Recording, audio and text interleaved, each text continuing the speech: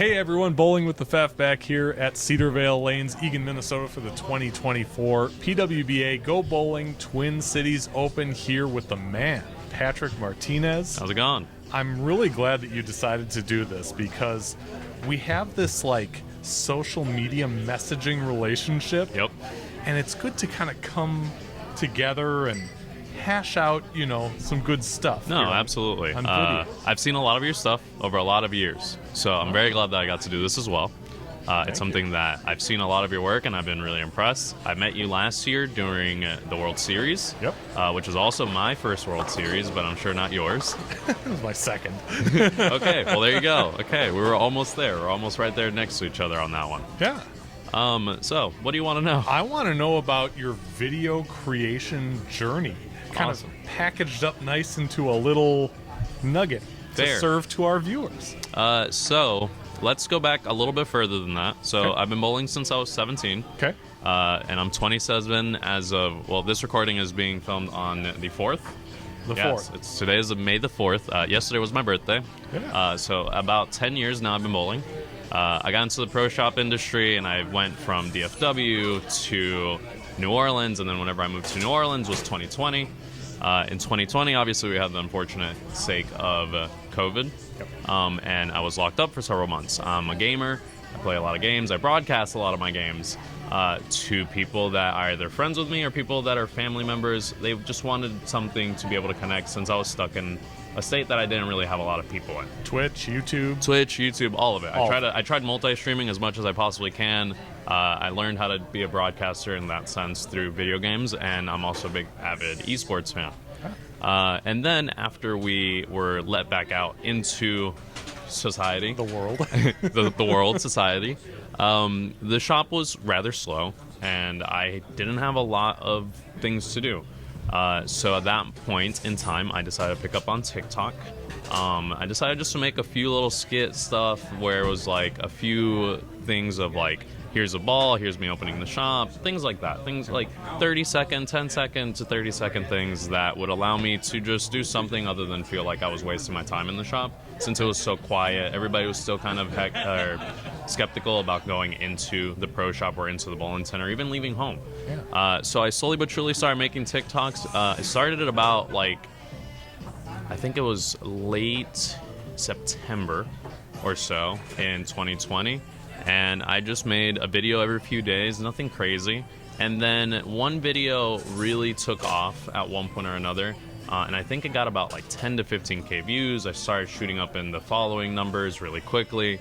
And from there, we started posting every day. I started an everyday challenge sometime in the late 2020 time period. I can't remember exactly when, but I will reference that to you so you can have it. And from there, we just kept going. At one point or another, we started getting really creative with filming things and then editing them in my phone itself. So went through a little period where I was filming on an Android, and then I went into filming the stuff, editing it on that Android through Premiere Rush, which is a great thing that I tell just about anybody. If you don't have it and you're doing videos on your phone, just have it. It's free. You can't really hurt from it. And I slowly but surely went with that all the way through, I believe, like mid-spring of 21, and upgraded to an iPhone. Then we got a little bit better quality, and we were getting really creative with like transitions and stuff like that. And I was just trying to follow the lead of some of the greats that I used to watch whenever I watch YouTube videos. One big one for me is Casey Neistat.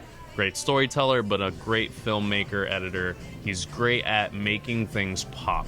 And that's what I really want to do. I want to make bowling videos that would pop not only to myself and make me interested in it, but then things that would attract not only bowlers, but all around people. And see, I told you. You told me too. You still do. And all around, I just wanted to bring a new perspective to bowling to many people. And that's exactly what I did. I made TikToks again every day. We went through that phase with the phone all the way till about the end of 21, and we started a vlog series. I did that with Bowling World, the pro shop company that I used to work for. No longer work for them. I'm actually affiliated with Virtue Bowling Supply now. But I did that all the way through, and I did some vlogs on my phone. We upgraded to the big camera for the first time. Not really a big camera compared to the Patty Cam, which you have gotten to witness over the course of this week, and also feel it, which is quite heavy. I'm kind of missing my old Nikon Z50, which was the very first camera that I got. I had the kit lens, nothing fancy, no lights. And then I slowly started learning I needed a light, and we bought one light, then we bought two lights, then we bought more stuff. We got really in-depth with editing. We started learning, or I started learning how to do edits through Premiere Pro, and things just kind of escalated little by little. Then we bought a monitor for the camera, and then we bought this for the camera, and then we bought the next piece of accessory. Then we learned that audio is really important, so we bought a better microphone, and then that microphone became 16 microphones. I've spent a lot of money on mics, like, it's ridiculous. It's a crazy amount of money that one can spend on this stuff. And just truly all I've ever wanted to do is be able to cover professional bowling to the fullest extent. So in 2022, I decided to bowl the PBA regional tour in the Southwest region. New Orleans is in the Southwest by technicality with the PBA, but a lot of my family and friends from the bowling industry come from the Southwest. So I decided to bowl that full tour season in the regional aspect to the best of my ability. There were some events that I had to miss out on, but we did vlogs throughout all of those, which you can find again on that Bowling World YouTube channel. And it just became one of those things that people really enjoyed seeing me go, compete, talk about what I was taking, the travel aspect, getting to see different people from different places, and so on. And then obviously, as you see now, I'm with BowlTV, which I am very glad to be able to work with. We do great work week in, week out. And in the beginning of 2023, at the PWBA Greater Dallas Open Regional, I traveled back to Dallas to be able to visit some friends and some family in DFW and also watch the regional. And I had been conversing some over text with Aaron Smith, which everybody knows and loves. Oh, yeah. And I had asked them, hey, are you guys looking for anybody that does video work? I'd been looking into the idea of becoming a full-time content creator and finding work in the content creation space of some sort. And because of the fact that I knew BowlTV and USPC were related, I wanted to see if there was any openings. He told me, email Jason Thomas, my boss now. Absolutely a wonderful guy. He's taught me a lot. And I contacted him, never heard from him, surprisingly enough. But he did see my email. When he saw my email, he reached out the morning of, didn't know if I was coming or not to the regional. So traveled all the way the night before, got there, showed up, and he knew that I was there as soon as I walked in, because I walked in about 30 minutes probably after he had, so super early in the morning. The regionals start at 8 o'clock in the morning, so 6:30 in the morning. And I walk up and I say, do you happen to be, you're Patrick Martinez? His exact words. And we kicked it off. We started talking here and there. I told him what I would be doing throughout the day, and I asked him if everything was cool, if I was good with walking around, filming things, taking pictures. And that's what I did. I went around, I took a ton of pictures, a ton of videos of all the bowlers. I tried covering just about every single bowler all the way across. Just to be able to put a couple highlight pieces together and give the PWBA some pictures and videos to be able to use for their socials, capture a couple 299 games, a few close calls, and just overall a bunch of cool things that not a lot of people get to see whenever you're watching a live stream of some sort. So he wanted you to work for free. I did the work for free in the sense that, one, it was truly a vacation for me. Yeah. I took some time away from the shop, which was very necessary. That pro shop was running 7 days a week. We ran upwards of 350K a year. So really busy shop, and I just needed a break, and I wanted to just do something for fun. So I went out there with no expectation of payment because I didn't know what I wanted to do back and forth. Yeah. So later that month, Michael Flanagan, who everybody on BowlTV knows and loves, he reached out to me via Facebook Messenger because we had not met at that time, and said, hey man, I would like to speak to you. This was Monday after the regional. So the regional was on Saturday. I traveled back home on Monday morning. 2 days. Yeah, so 2 days later, I'm traveling back. I get the message as I'm landing back in New Orleans. He says, "Hey, we'd like to talk to you." As soon as he said that, I said, "Hey, that's great. Here's my phone number."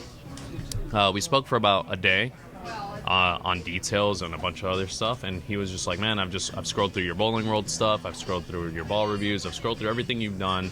Seen your TikTok page. I've seen that you've been super active on Facebook, Instagram." I was posting across 3 different platforms for about a year and a half with no interruptions. So I had a really large traction, which I wanted to use to my advantage, obviously, to be able to get the job. But it truly came down to I was making content that people were attracted to. So in March, in February of 23, sorry. In February of 2023, I was brought on to be a BowlTV content creator as a contractor. We all work as contractors on BowlTV. We have a couple people that are hired full-time with USBC for the BowlTV aspect. But we're all contractors. I got brought on as a contractor. And ever since then, it was full pedal to the metal.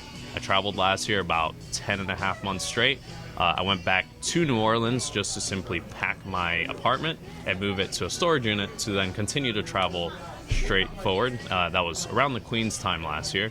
So Queen's show got done the next day. I flew to New Orleans through Dallas. So I went Vegas, Dallas, New Orleans, and then we got to moving everything into a U-Haul, drove it the next day, and then that next Monday I was on my way to Grand Rapids, Michigan for the next PWBA stop that year. So that's a little bit of my journey. We covered a ton more events, as you know. We covered just about everything on BowlTV. I traveled all over the country. I still have a few states to cross off the list, but been able to do a lot with BowlTV. They've taught me a lot. I've learned a lot, not only from the experience of working with the guys that have been doing it for so long, but also just learning more about myself and learning how I can make my work better through the work itself. You're living the dream. I could say that. A lot of people text me saying that that's a dream job, and I say, yeah, it was my dream job, and now I have it. It's stressful, to say the least, but it's stressful in the good way. You're always constantly learning. You're always constantly pushing yourself to be better.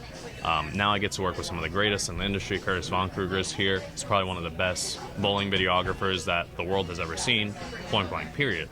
But it's definitely something that I appreciate to the fullest of its sense. I appreciated your social posts about the hot dogs at South Point, even though I didn't eat them. What was I missing out on? The South Point hot dogs are the most iconic thing of bowling anything inside the South Point Bowling Plaza. It's like, imagine you walked into the candy store as a child and you knew that the #1 selling candy was going to sell out by a certain time. Or for some other people, like the donut shops in some areas. Like, you have to go in the donut shop first thing in the morning to be able to get your thing because you know it's going to sell out. Fresh hot coffee, same idea. Yeah. It's like, if you don't get a hot dog at South Point, you're missing out on part of the larger experience in that sense of life. Did you know that I actually suggested to the teammate that I was rooming with, should we just get the hot dog? And he said no. Who was that? His name is Jim Lucas. He's also Jim my Lucas? sponsor. Hey, Jim. Hot dogs. You must. I know Jim will go back to nationals. I probably will too, and we'll have to catch up on hot dogs there. What does your future hold? Hopefully, many more years on BowlTV. I don't think I'll be leaving the content creation scene anytime soon, especially not with BowlTV. I just want to create more and better for BowlTV, whether it is the live streaming aspect or the content creation aspect. I work on multiple sides of everything. You've seen me set up, you've seen me tear down, you've seen me move cameras, you've seen me operate a camera, you've seen me come in and talk from time to time, fix things. I just want to make BowlTV an experience that brings everybody to it because of the fact that we work really hard. We cover every event possible. We have 3 weeks off probably in the year, and I just want to be able to make that something that I build with my legacy, along with just being able to find time to create content on my own, which is really difficult. I tell a lot of people it's hard for me to film stuff for me and film stuff for BowlTV at the same time. It's hard to hold 2 cameras at once. Just looking for ways to be able to create content for both and just be able to share my story with everyone, because it's one of those things that until you really, really see the effect of your work, you don't truly appreciate the full extent of it. Yeah.